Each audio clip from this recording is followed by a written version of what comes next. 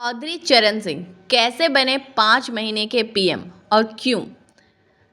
Emergency की वजह से कांग्रेस के खिलाफ ऐसा माहौल बना कि 1977 के चुनाव में इंदिरा गांधी रायबरेली सीट से करीब 55,000 वोटों से हार गई। जबरन नसबंदी की वजह से विलेन बने इंदिरा गांधी के बेटे संजय गांधी भी अपनी सीट अमेठी हार गए। कांग्रेस 179 सीटों पर सिमट गई। विपक्षी नेताओं को मिलाकर बने जनता पार्टी गठबंधन के चुनाव जीतते ही प्रधानमंत्री पद के लिए 3 दावेदार सामने आए: मोरारजी देसाई, जगजीवन राम और चौधरी चरण सिंह। आखिरकार मोरारजी देसाई प्रधानमंत्री बने, जिसका किस्सा हम आपको सुना चुके हैं। चरण सिंह को गृह मंत्रालय दिया गया, लेकिन वो इस फैसले से खुश नहीं थे। कुछ ही महीनों में अंदरूनी खींचतान शुरू हो गई। चरण सिंह खुद को प्रधानमंत्री की कुर्सी पर देखना चाहते थे। वह देसाई को डू नथिंग प्राइम मिनिस्टर कहते थे। उनकी शिकायत थी कि देसाई खुद फैसला लेते हैं, उन्हें मंत्रिमंडल के दूसरे नेताओं के ओपिनियन की ज़रूरत महसूस नहीं होती। दोनों के मतभेद राजनीतिक गलियारों से निकलकर जनता तक पहुंचने लगे। इतिहासकार रामचंद्र गुहा अपनी किताब इंडिया आफ्टर गांधी में लिखते हैं, मतभेदों के बीच चरण सिंह ने देसाई के बेटे कांति देसाई पर कई आरोप लगाए। देसाई पहले से चौधरी चरण सिंह के व्यवहार से खुश नहीं थे। बेटे पर लगाए गए आरोप की वजह से उनकी नाराजगी बढ़ गई और 1978 में उन्होंने चरण सिंह को अपनी कैबिनेट से बाहर कर दिया। चरण सिंह ने शक्ति प्रदर्शन के लिए एक विशाल किसान रैली का आयोजन किया। चूंकि वह किसान नेता था, इसलिए रैली में अच्छी संख्या में भीड़ जमा हुई। जनता के बीच गुस्से को देखकर सरकार डर गई और चरण सिंह को वापस मंत्रिमंडल में लेना पड़ा। दोबारा मंत्रिमंडल में आने पर चरण सिंह देश के उप प्रधानमंत्री बने। इसके साथ वित्त मंत्रालय का काम भी अपने जिम्मा लिया।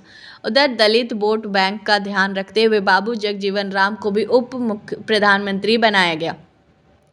ये पहला मौका था जब देश में एक साथ 2 प्रधानमंत्री बने थे। जुलाई 1979 में संसद के मानसून सत्र में जनता पार्टी के खिलाफ अविश्वास प्रस्ताव पेश हुआ। चरण सिंह ने बगावत कर दी और अपने सांसदों के साथ सरकार से समर्थन वापस ले लिया। इस सिचुएशन में मोरारजी देसाई को प्रधानमंत्री पद से इस्तीफा देना पड़ा। सरकार बनाने के लिए लोकसभा में कम से कम 50% का बहुमत जरूरी है। कांग्रेस के पास 179 सीट थी, विपक्ष के पास 227 सीटें थी। वहीं चरण सिंह की पार्टी भारतीय लोकदल के पास 48 सीटें थीं। भारतीय लोकदल के पास जनसंघ, कांग्रेस, सोशलिस्ट पार्टी ने एक होकर जनता पार्टी बनाई थी, जिसने कांग्रेस को शिकस्त दी। इस चुनाव में जनता पार्टी के पास इतने वोट थे कि वह सत्ता की दावेदारी कर सके। इस बार मोरारजी सरकार में उप प्रधानमंत्री रहे। चरण सिंह ऐसा नहीं चाहते थे। वो पीएम बनने का कोई मौका छोड़ना नहीं चाहते थे। इसी बीच लोकसभा चुनाव हार चुकी इंदिरा की कांग्रेस ने चरण सिंह की पार्टी को सपोर्ट करने का ऑफर दिया। चरण सिंह मान गए और इसी तरह वो 28 जुलाई 1979 को देश के 5वें प्रधानमंत्री बने। मोरारजी देसाई की कैबिनेट में कानून मंत्री हुआ करते थे शांति भूषण। वो अपनी आत्मकथा में लिखते हैं, 1978 में चुनाव में कोई गड़बड़ी ना हो, इसके लिए एक कैबिनेट कमेटी बनाई गई थी। मेरे अलावा इस कमेटी के सदस्य थे चरण सिंह, लालकृष्ण आडवाणी, प्रताप चंद्र चंदर। कमेटी की बैठक में एक बार चरण सिंह कुछ देर से पहुंचे। वो पत्रकारों को अपने देर से आने का कारण बताने लगे। एक पत्रकार ने उनसे सवाल पूछ लिया, आप प्रधानमंत्री बनने के लिए बहुत तत्पर लग रहे हैं। चरण सिंह ने गुस्से में कहा, प्रधानमंत्री बनने की महत्वाकांक्षा रखने में बुराई ही क्या है।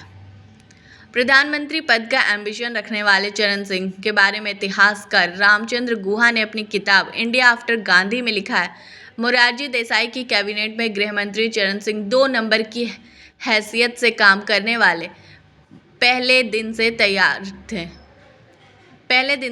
नहीं थे। उन्हें लगता था कि अगर देश में इमरजेंसी लगाने के आरोप में इंदिरा गांधी को अरेस्ट करवाने में वो सफल हो गए तो राजनीति का केंद्र बिंदु बन जाएंगे। वो नोटिस होंगे, जनता उन्हें साहसी मानेगी और उनके बारे में लोग चर्चा करेंगे। पत्रकार और लेखक कुलदीप नैयर ने भी अपनी किताब एक जिंदगी काफ़ी नहीं में इंदिरा को सजा देने को लेकर चरण सिंह के विचार का जिक्र किया। चौधरी चरण सिंह के साथ कुलदीप नैयर की अच्छी दोस्ती थी। वो लिखते हैं, मैं उस समय के गृह मंत्री चरण सिंह से महीने में 2-3 बार मिल लेता था। जनता सरकार के शपथ ग्रहण समारोह के साथ ही मोरारजी देसाई और चरण सिंह के बीच दरार पैदा होने लगी थी।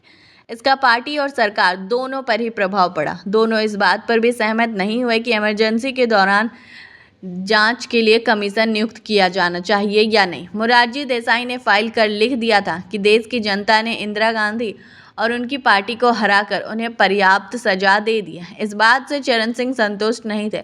वो इंदिरा के खिलाफ मुकदमा चाहते थे। बाद में वो सरकार से अपनी बात मनवाने में सफल रहे। दरअसल सरकार के सभी कैबिनेट मंत्रियों को चरण सिंह ने अपने साथ मिला लिया। वो सब न सिर्फ कमीशन नियुक्त करने बल्कि इंदिरा गांधी पर मुकदमा चलाए जाने की मांग प्रधानमंत्री मोरारजी देसाई से करने लगे। इसी तरह चरण सिंह की वजह से इमरजेंसी में हुई ज्यादतियां और चुनाव प्रचार के दौरान इस्तेमाल की गई जीपों की खरीद में भ्रष्टाचार के आरोप में इंदिरा गांधी को गिरफ्तार करने का फैसला किया गया। दरअसल इमरजेंसी के बाद हुए लोकसभा चुनाव प्रचार में इंदिरा गांधी ने सरकारी पैसों से खरीदी गई 100 जीपों का इस्तेमाल किया था। लिहाजा भ्रष्टाचार के आरोप में इंदिरा को गिरफ्तार करने का फैसला किया गया। उनकी गिरफ्तारी की तारीख 1 अक्टूबर तय की गई। जब चरण सिंह की पत्नी गायत्री देवी को यह पता चला तो उन्होंने गिरफ्तारी की तारीख बदलने की बात कही। गायत्री देवी का कहना था कि 1 अक्टूबर को शनिवार है। इसी दिन अगर इंदिरा गिरफ्तार होती है तो दूसरे दिन संडे होने की वजह से उन्हें बेल नहीं मिलेगी और एक महिला के लिए ये दिक्कत की बात होगी। चरण सिंह पत्नी की बात मान जाते हैं। गिरफ्तारी की तारीख को बदलकर 2 अक्टूबर करने का आदेश देते हैं। इंटेलिजेंस ब्यूरो में पूर्व डीआईजी विजय करण उन्हें 2 अक्टूबर को गिरफ्तारी की सलाह नहीं देते। वो कहते हैं कि अगर गांधी जयंती के दिन गिरफ्तार किया गया तो पूरा मुद्दा कहीं और भटक जाएगा। 3 अक्टूबर इस काम के लिए परफेक्ट होगा। चरण सिंह को ये बात सही लगी। 2 अक्टूबर को वो सीबीआई के डायरेक्टर को बुलाते हैं, इंदिरा की गिरफ्तारी का आदेश देते हैं। इसी तरह 3 अक्टूबर को इंदिरा गांधी को गिरफ्तार कर लिया जाता। 28 जुलाई 1979 को चौधरी चरण सिंह और सीपीआई के समर्थन से ही पीएम बन गए थे। तत्कालीन राष्ट्रपति संजीव रेड्डी ने उन्हें 20 अगस्त तक लोकसभा में बहुमत साबित करने का मौका दिया, लेकिन इंदिरा ने 19 अगस्त को ही अपना समर्थन वापस ले लिया और सरकार गिरा दी। इसके बाद वे कार्यवाहक पीएम बने रहे।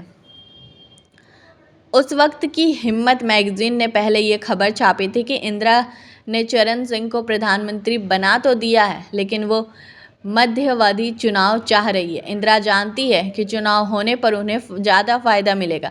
मैगजीन में ये लिखा गया कि इंदिरा गांधी को बदला लेने और अपनी बात मनवाने का मौका मिल गया। उन्होंने शर्त रख दी कि कांग्रेस नेताओं के खिलाफ जो मामले चरण सिंह ने मोरारजी देसाई सरकार में मंत्री रहने के दौरान दर्ज करवाए हैं, उन्हें वापस ले लिया जाए। ये शर्त चौधरी चरण सिंह को मंजूर नहीं थी। उन्हें इस्तीफा देना पड़ा। इस तरह वो 28 जुलाई 1979 से 15 जनवरी 1980 तक ही पीएम रह पाए। केवल 5.5 महीने तक ही चौधरी चरण सिंह पीएम के पद पर रहे। इस दौरान संसद का कोई सत्र नहीं होने की वजह से वह संसद नहीं जा सके। इसी तरह वह भारत के एकमात्र पीएम बन गए जिन्होंने संसद का सामना ही नहीं किया।